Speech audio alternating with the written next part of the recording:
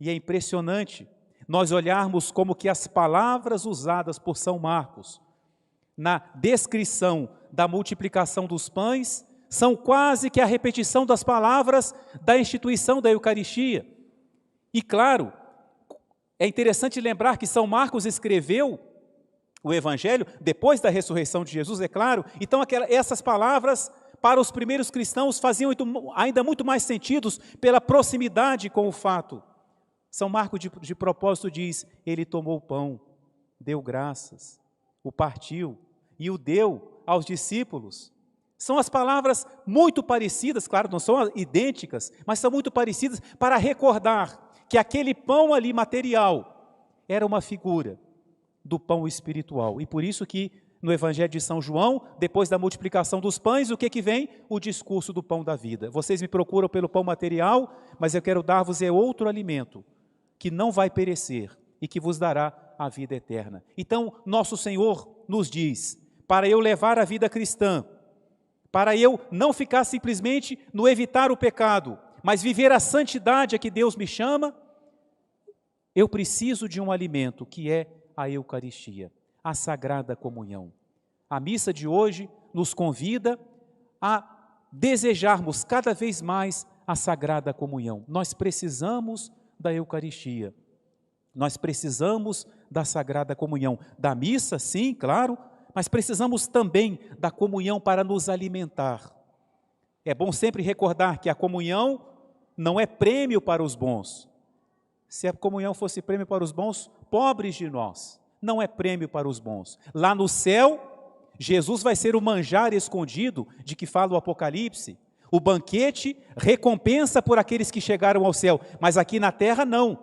Aqui ele é o alimento dos fracos, o remédio dos doentes. Aqui eu vou à mesa da comunhão não porque eu mereço, mas porque eu preciso.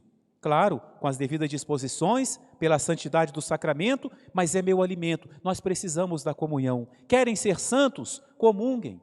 Querem vencer o pecado? Querem sair dessa etapa? Querem parar de engatinhar na vida espiritual e caminhar a passos de gigantes? Comunguem. Comunguem com frequência. Estão mais tentados? Comunguem mais. Faça o propósito de durante a semana comungar mais vezes, comunguem mais, comunguemos mais e nós vamos ver o efeito. Há um santo que dizia que o fiel, quando sai da mesa da comunhão, parece um leão, pela força que ele tem em si, porque ele tem em si a força do próprio Deus. E é necessário não só comungar, mas recordar, meus irmãos, e pensar no que significa a comunhão. Eu tenho a vida de Deus em mim.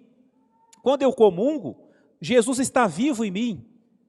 Na hora da comunhão, mais do que nunca, eu posso tomar para mim as palavras de São Paulo e falar, agora não sou eu que vivo, já não sou mais eu que vivo, Cristo está vivendo em mim. E Jesus deseja que essa vida permaneça, que não seja simplesmente o tempo em que estão em mim as espécies eucarísticas, mas que a sua vida permaneça em mim.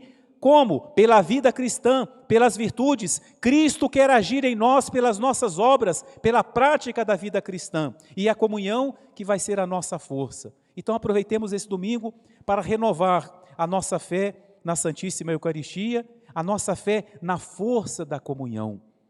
Conta-se de São Damião de Veuster, o padre dos leprosos da ilha de Molokai, e ele ficava lá sozinho naquela ilha, só depois de muito tempo que ele conseguiu ter ajudantes, e um dia perguntaram para ele como é que ele conseguia viver ali na ilha, sozinho, só ele de padre ali, no meio dos doentes, e ele falou assim, tirem a Eucaristia dessa ilha, e eu não fico aqui um dia sequer. Ele sabia que a força vinha da Eucaristia, a força para tudo que ele fazia ali, vinha da Eucaristia. Se nós queremos ser fortes, meus irmãos, não com a nossa força, mas com a força de Deus, esse é o caminho, é a Eucaristia.